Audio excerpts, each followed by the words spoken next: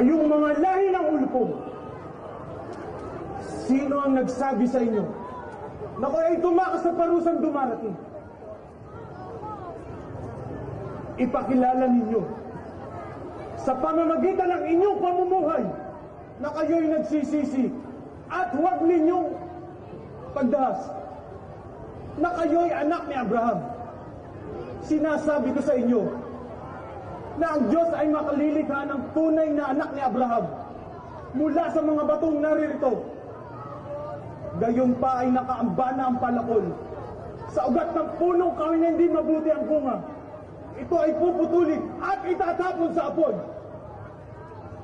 Huwag ninyong akalaing sapat na kayo isang Hudyo upang makapasok sa kaharian ng langit. Kailangan lamang kayo magsipagsisi ng inyong mga kasalanan.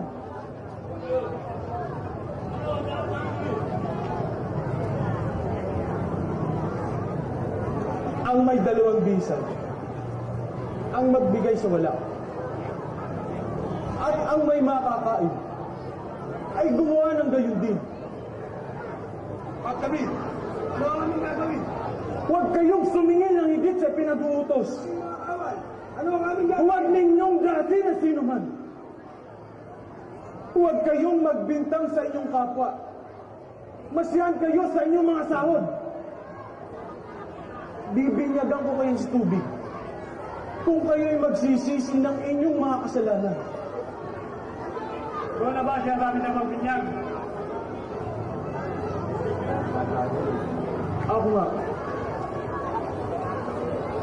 Subalit yung sinasabi kong magbibinyag sa banal na espiritu ay dumarating na.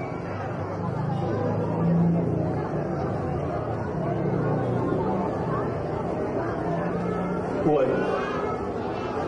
Ako'y binyagan mo.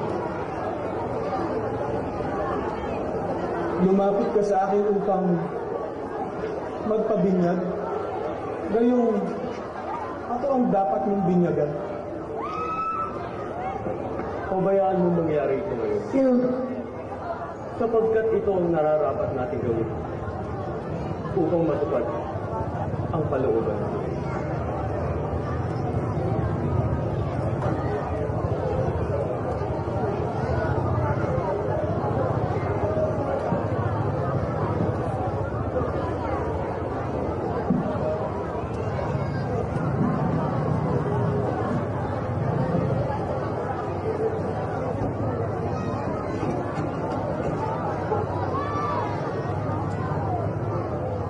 Ikaw ay binibinyagan ko sa tubig, sa pagsakop mo, sa kasalanan ng tao.